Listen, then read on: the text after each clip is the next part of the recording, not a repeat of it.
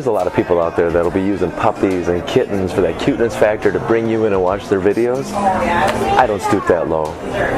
I stoop lower. I use children, my children, to bring in that cuteness factor. How are you doing today? Good. A big problem that I see in a lot of people's workouts, especially what they're posting on social media, is that there's a lot of isolation going on. And what is the purpose of isolation? I don't know.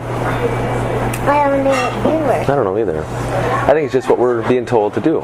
You know, through the mass fitness market out there, all those magazines, all those shows, everything like that, as people are sitting down, they're isolating different body parts. I'll watch a show.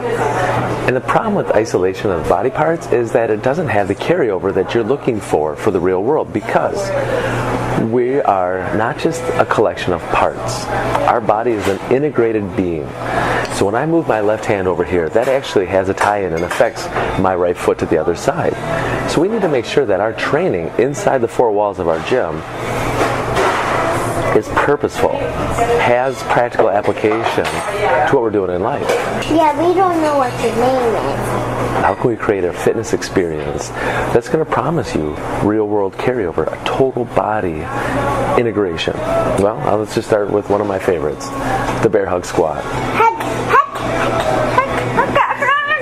Using the ultimate sandbag in the squat exercise, the squat movement, is going to be a lot different than any other squat that you've experienced inside of other gyms. There's a lot of endurance that has to happen in the upper body. I mean, when you're holding a very heavy ultimate sandbag and you're squatting up and down, okay, legs are working, but that ties in huge.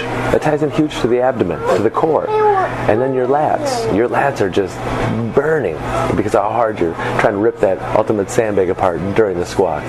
So for me as a father, that ultimate sandbag bear hug squat has helped me out so much, carrying sleepy children upstairs, picking kids up, carrying them for miles on trips. The next movement that I like to think about when it requires total body integration is a standing overhead press. It sounds so simple, I know. It's just like, wow, that's a shoulder exercise, that's an arm exercise, that's an upper body exercise, but is it? I'm going to tell you no, it's not.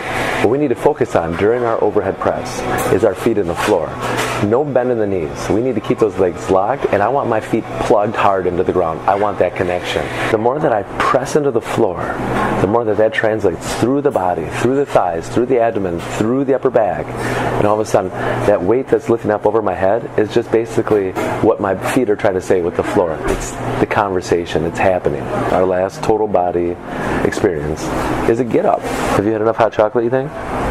Is your belly full? Nope, not yet. So my preferred implement when it comes to performing the get up is the ultimate sandbag, of course. They're not so forgiving. When you're trying to rise up, that bad boy is trying to push you back down. So you have to dig deeper to get up off the floor. I know that just sounds funny, but there's this chain reaction that occurs through the body. Now here's where the rubber hits the road. Is the way down. This is where you really find out more about yourself. You learn a lot about yourself. Is that you want to take your time. Don't just rush down to the ground. Take your time, round that spine, and then you come down, you lie flat on the ground, you kill all momentum, and you repeat. Just like that. So You do stuff you do not know. Right. 3 movements. Total body integration. You can take those 3 movements and work with them for life, and you'll be fine.